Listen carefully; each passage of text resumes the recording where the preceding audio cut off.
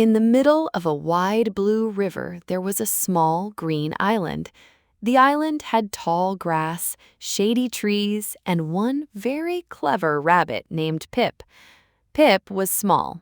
He was the smallest rabbit you could imagine, with big, soft ears and bright eyes that were always looking, always thinking.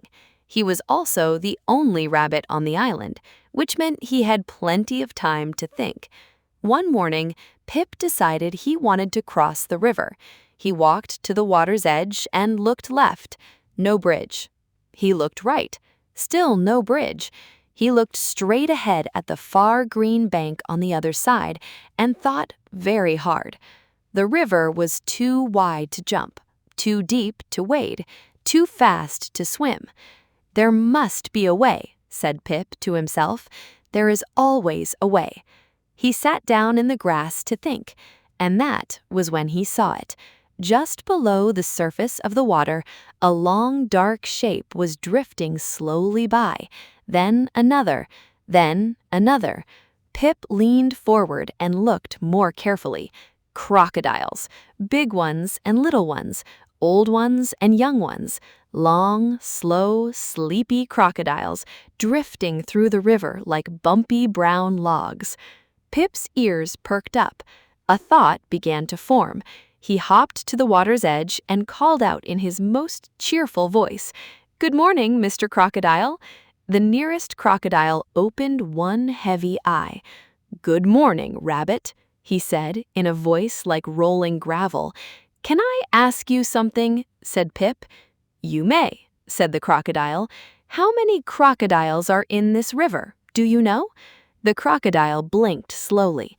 "No," he said, "I don't." Pip tilted his head.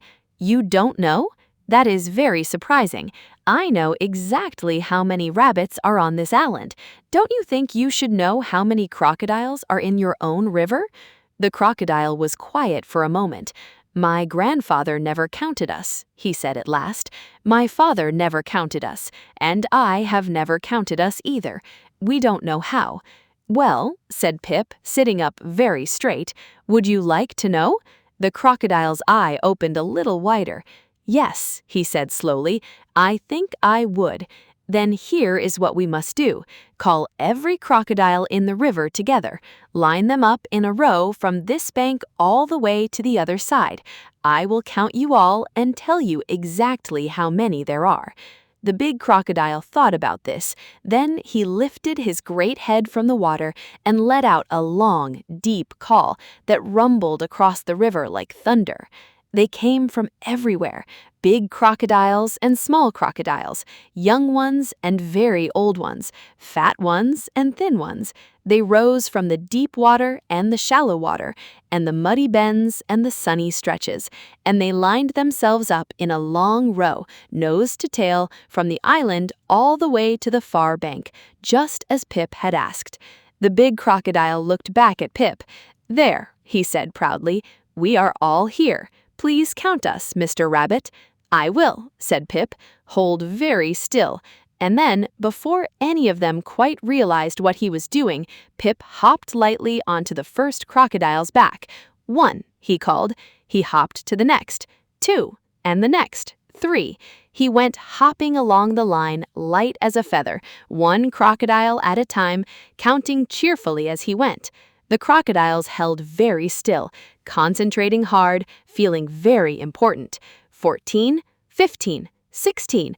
The far bank was getting closer. Pip could see the green grass on the other side. 23, 24, 25. 3 crocodiles left. 26, 27, 28. Pip leapt onto the very last crocodile, the one whose tail almost touched the far bank, and called out in his loudest voice, 29. Then he gave one final hop and landed on the grass of the far bank.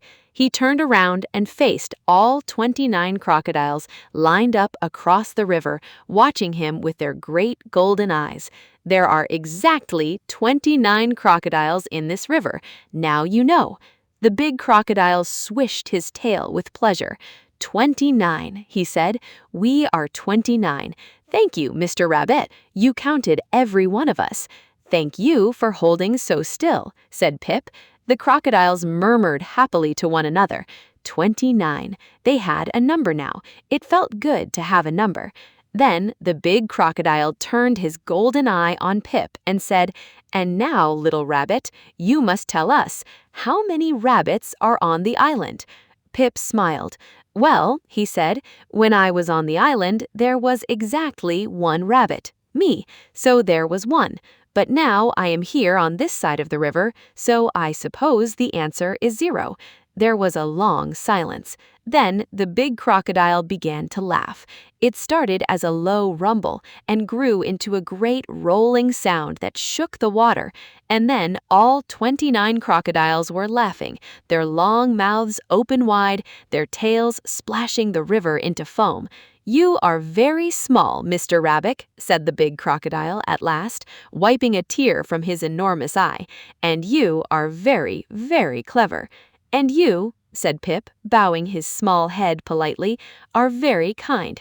You made me a perfect bridge, and you did not even know it. I hope you will remember your number, 29. "We will not forget," said the crocodile, and with that, Pip turned and bounded off into the tall grass on the far bank, his big ears flying behind him, already looking at the next horizon and wondering what was over there. Behind him, 29 crocodiles slipped back into the river one by one, each one quietly repeating the number to themselves, 29. It was, they all agreed, a very good number to know.